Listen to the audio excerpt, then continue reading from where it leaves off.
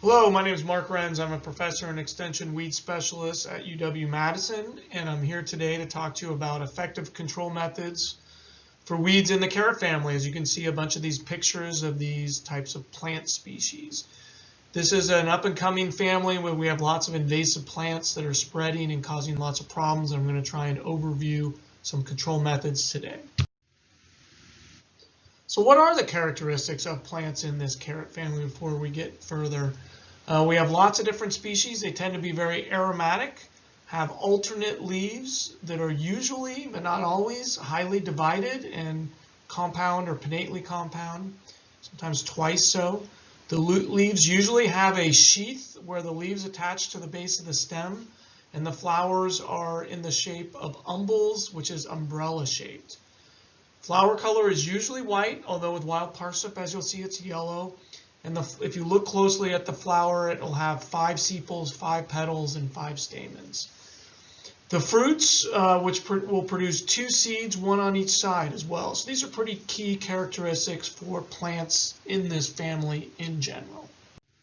But why do we care about this? Well, one of the big reasons to care is because these plants some of these plants can impact our human health. We have this thing called phytophotodermatitis, where some of the sap gets on our skin and is exposed to sunlight, can cause these really nasty blisters, as you see right here.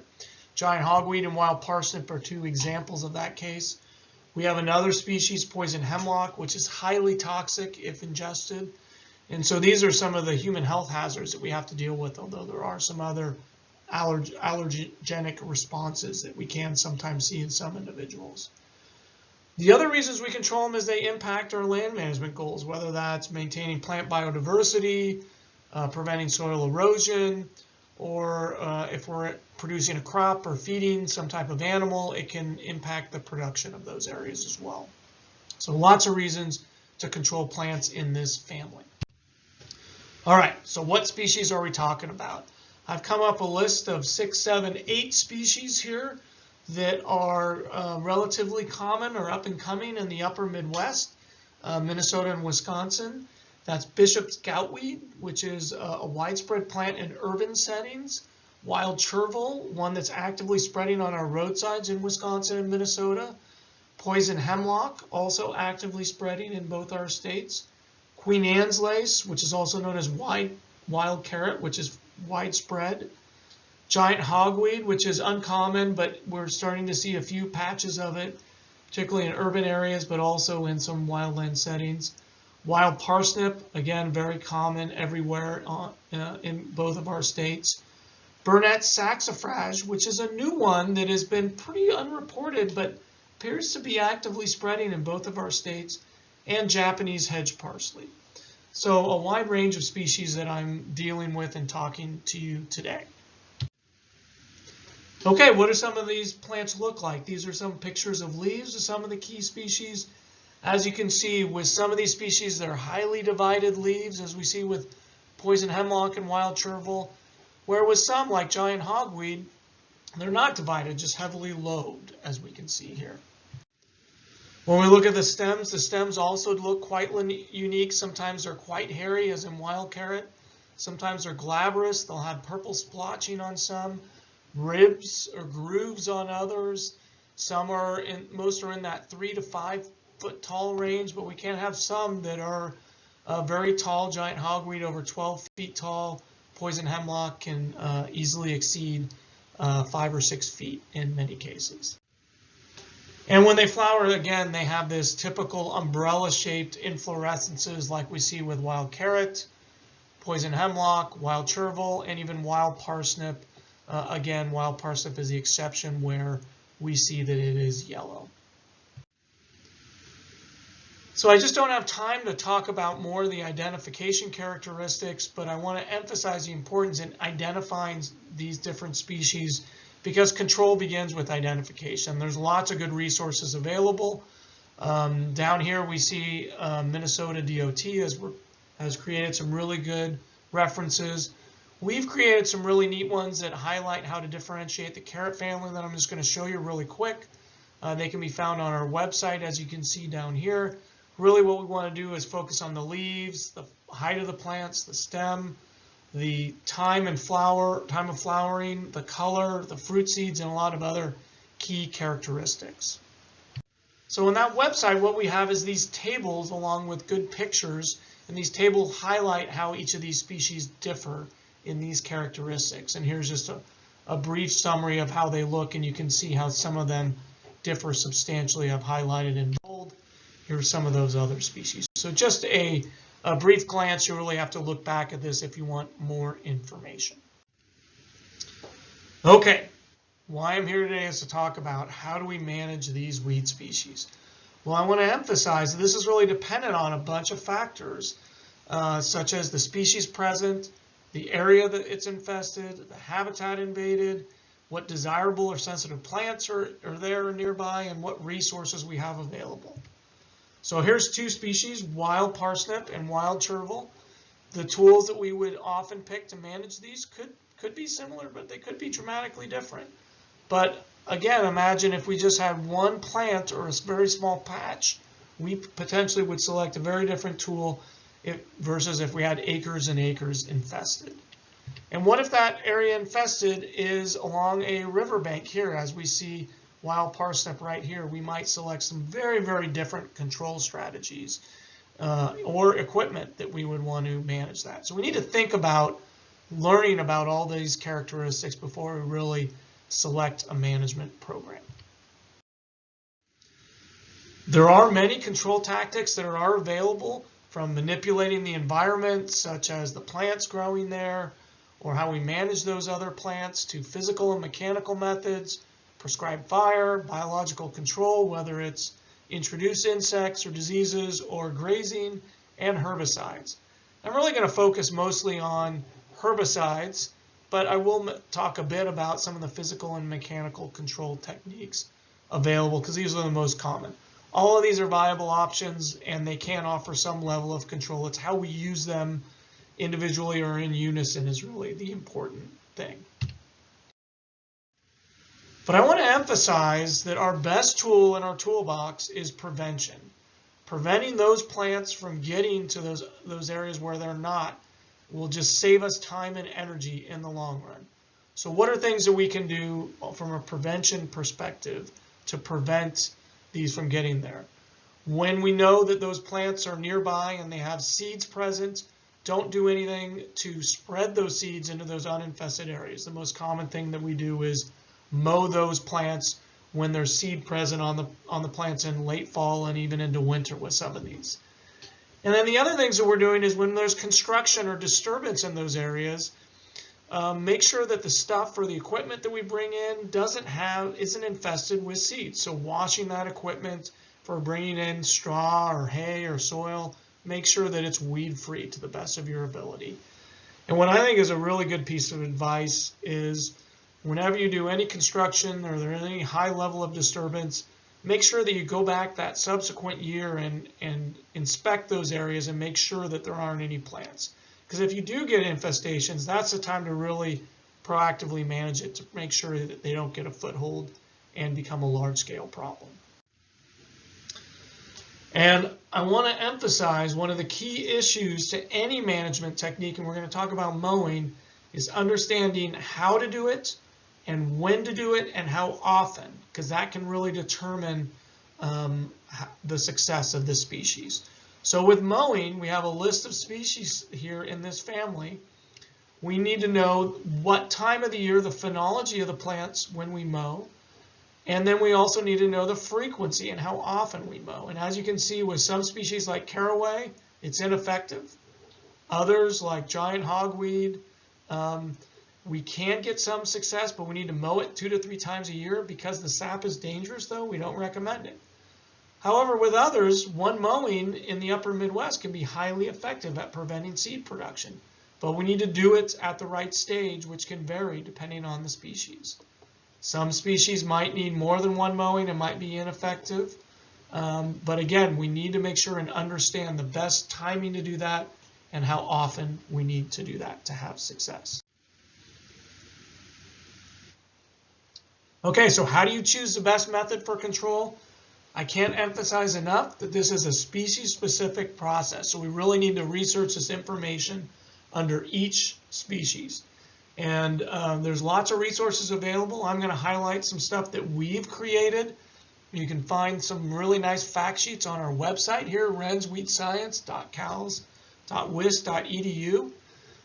It's also been summarized in an interactive database on the Midwest Invasive Plant Network website, Google MIPIN controlled database.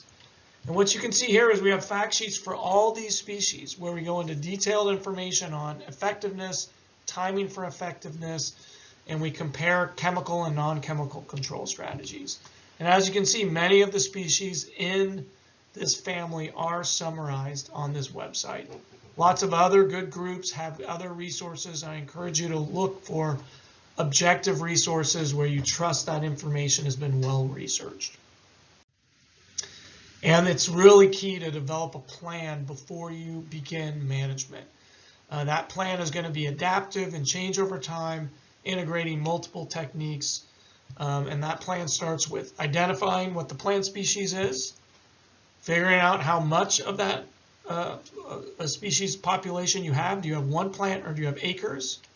And then once you know that information, you can really start to select the appropriate control method for management and researching the literature and finding which tools are available that meet these two descriptions and the habitat. You're then going to apply that control method, make sure that you follow those directions closely.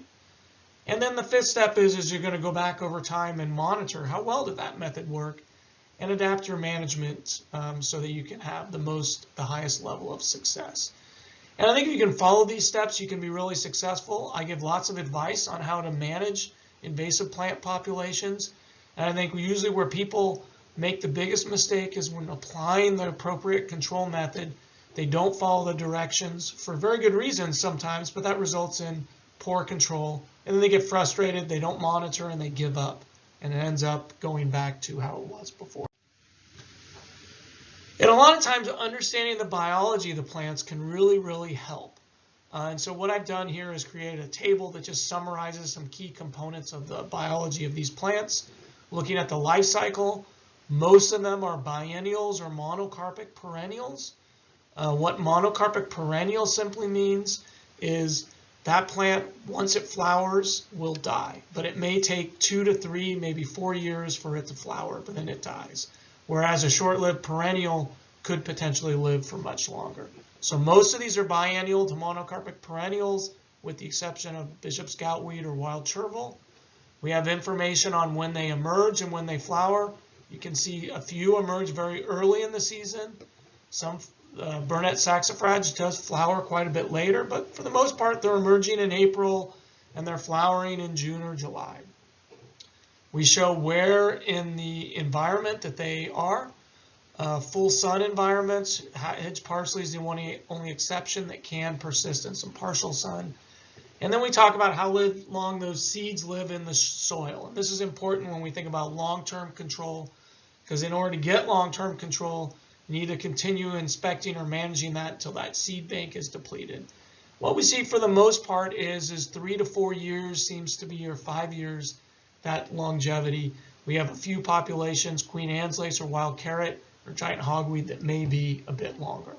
But that's important information to know and helps us understand how to manage this, right? Because that's our goal, is how to make our management successful. So that life cycle tells us if those plants rely on seed production for spread or not. And if they do, like biennials or monocarpic perennials, then we know our #1 goal is to prevent seed production. And no matter if we kill that plant or not, as long as we continue to prevent seed production, those plants will die after they're at that flowering stage. And then as long as we never prevent plants from flowering, we're going to have success. That emergence and flowering timing gives us information on when those plants are emerged. So that gives us information on when to apply post-emergent herbicides and informs us when that seed production is going to occur. Sometimes it's earlier in the season versus later. And then finally, as we talked about with seed longevity, we just need to know how long those seeds are going to remain in the soil bank, so how long we have to make sure that we get out there to control those. And as with both of these species, we're going to have to do management that prevents seed production for at least 2 to 3 years before we start to see a reduction in those populations, and longer to get elimination. So how do we optimize mowing for control? This is the first strategy we're going to talk a bit about. The key is we need to mow it at that ideal timing that we talked about. We need to mow it before seed are produced, because if seed are produced when it's mowed, we're going to spread those seeds, so we don't want to do that. But then we want to go late enough so that those plants are impacted, and although that mowing won't kill them, they'll resprout. They won't have enough time to produce seed in that year. And we're fortunate in the upper Midwest that often, if we do our timing right, one mowing is enough. When we mow, and the specifics is very detailed specific. Generally, it's sometime near flowering, but that can differ, so I really recommend that you look for the specifics. And in some cases, we may need to repeat it so we prevent seed formation. And we're going to repeat this until that seed bank is depleted, typically greater than 3 years. The big challenge with mowing, while it can be really successful, and we have lots of case studies of success, that mowing time frame can be short, 2 to 3 weeks. And as you'll see in the next slide, if we miss that time frame, on the late end, we'll have viable seed that we're spreading, and on the early end, it's going to be a lot more work. So here's a picture of wild parsnip that we mowed early. You're supposed to mow this when the secondary inflorescences just pop up. It's usually right around July 1st. We mowed these 2 weeks early, middle of June. Picture was taken 2 weeks, a little over, almost 2 weeks later. And if you look really closely, this plant is already resprouted and is already starting to flower. So viable seed is going to be produced from this treatment because we went too early, unless we go back and mow this again. If we were to wait those 2 weeks, it would have recovered much slower because producing those flowers takes much more energy. And that's the key issue. And so what happens in a case is a case like this, if you mow early, you're going to have to come back and mow 2 or 3 times to prevent seed production. What about other non-chemical options? I've highlighted a lot of these. They are important. I don't want to de-emphasize you don't use them, but it can be challenging to obtain control. Manipulating the environment can be really effective, but you need to be able to control or manipulate that environment. A lot of times we don't have access or the ability to do that. Removal can be really effective, but it can be costly unless you just have a few small plants and you're creating a disturbance which causes more plants to come in. Fire can be effective on some species, but we really need to make sure we get the timing right and we have the right fire intensity, and oftentimes that can be a challenge.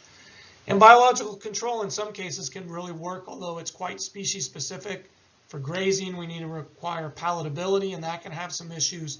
These generally are low palatability plants, and if we're looking for introduced insects or diseases, we have to see if they're actually even been released. But these are things we want to think about. Oftentimes, integrating these with herbicides can give us the best bang for our buck. So don't forget about these tools, but I'm going to focus on herbicides for the rest of this talk. And herbicides are an effective option. They're effective because if we can time our application right, they kill the plant, and they can even kill seedlings and prevent seed production for sometimes up to 2 years. So one application can give us 2 years of no seed, which can be really valuable. We have flexibility in when we can spray it, spring through fall. The plants are most sensitive in the fall. As you'll see, I recommend spring if broadcasting, because we also are getting those seedlings that are going to the following year flower. And so we get 2 years of control with the spring application. But there's lots of considerations. We need to think about what active ingredient we're spraying and the costs and benefits of those. How are we going to spray? And then what are those environmental restrictions and habitat restrictions, and where you're spraying to. So lots of things we need to consider. The good news is many of these herbicides are highly effective on plants in these family. And I'm going to go through several specific examples in subsequent slides. But what I'd like to just emphasize is the active ingredient metsulfuron tends to be one of the top performing active ingredients in almost all families in the carrot families. But there's others in the growth regulator herbicides and glyphosate that are really effective on most of these as well. So when selecting a herbicide, compare the cost, environmental restrictions, and think carefully about what the goals of that habitat are in the selection of that herbicide. And we have some nice fact sheets, as I have highlighted here, that just simply give an overview of which herbicides work best on which invasive plants. But when using a herbicide, I strongly recommend that you read that label in detail. In particular, I think a real critical area is to read this environmental hazards section, which is usually right at the front. And you can see they have very specific information, like with open site. Do not apply directly to water, to areas where surface water is present, or intertidal areas. So they're giving you very specific information on where not to spray these. And so this is really a critical part. So we make sure we're making our applications following those rules and regulations. Okay, I'm going to go by species by species. We've done a lot of work on wild parsnip. It can be effectively controlled in spring, summer, or fall. The plants are most sensitive in the fall, so I want to emphasize that. But we often recommend spring applications because we can get those plants that are going to flower as well as those seedlings all in one application. We won't need to come back for multiple years. And as you'll see, there's a wide range of herbicides that are effective. Here's just a list of the herbicides we've looked at. As you can see, a wide range that are highly effective at controlling these spring, summer, and fall. I've highlighted with an asterisk ones that will application timeframes that will also kill those seedlings. I will note milestone is one exception that where we can get effective control, but it has to be done in the fall. With spring application, as you can see here, we did not control these rosettes of wild parsnip, whereas with Escort, we essentially eliminated it. So again, picking that timing can be really important. And here's just some subsequent data comparing some wild parsnip control where you actually had some non-chemical control strategies. This is cover 1 year after treatment in the spring. And what we saw is open site, TerraView, Escort, and Method all provided essentially eliminated populations. A spot treatment of 2,4-D and dicamba gave us good control, statistically similar, but quite a bit higher than the other treatments, almost 20% cover because we didn't get those seedlings. Whereas mowing gave us some suppression if we mowed on time. An inappropriate mowing timing resulted in very large populations. And here's just a picture highlighting untreated areas out here, showing you how much wild parsnip we had. Application of TerraView essentially eliminated it. Mowing prevented seed production, but we do have some plants that survived, and so we do have a higher cover. But if we were to repeat that mowing time and time again, we would get successful control. I want to emphasize that while we can get successful control of wild parsnip and many of these others, we're never going to get eradication if we can't control populations nearby that are putting seed or propagules back into that system. So we can do all the right things on the roadside edge right here and prevent wild parsnip, but if we don't control it on the edge of this fence line and inside here, that's going to continuously reintroduce seeds into this system and really cause problems. So we need to think about that when we're managing these populations as well. We've also done quite a bit of work on, or a little bit of work on wild chervil. We've only evaluated spring applications, but likely the fall applications would be as well. Again, remember this plant flowers early in spring, so really that midsummer applications probably aren't as relevant. We evaluated a wide range of herbicides that you can see here in this list. And just to jump to our results, we found effective control with metsulfuron, Escort, TerraView, which is this new product of fluoroperoxifin and 2,4-D, and Method. And just to show you some of the data, we saw high levels of control of these through milestone and open site were moderately effective, as with a spot treatment did not work very well with 2,4-D and dicamba, and our mowing really was moderately to not effective at all. So again, emphasizing these results, although only in one study. And here's just to show you how effective TerraView is. Here's milestone where we're seeing lots of these plants here, some stunting and twisting, but didn't kill any of those plants, or all those plants were killed, and we just have that grass that's starting to emerge and come out successfully. We've done lots of work on wild carrot and Queen Anne's lace, and also I'll show you many herbicides are effective.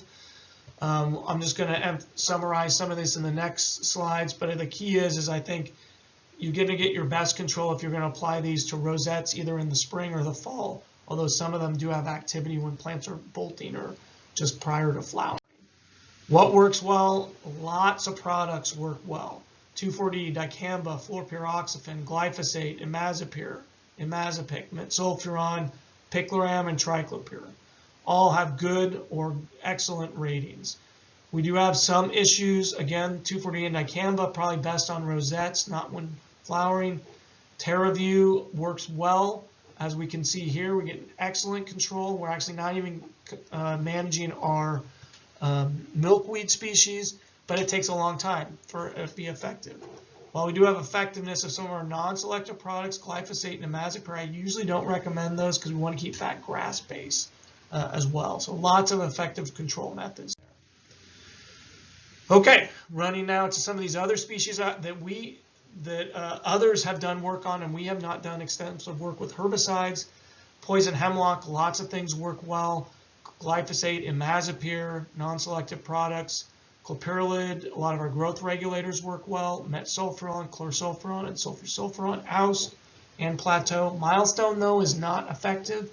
Again, applying to plants that are rosettes or bolting is going to give our best results, but a lot of these will work well when flowering as well.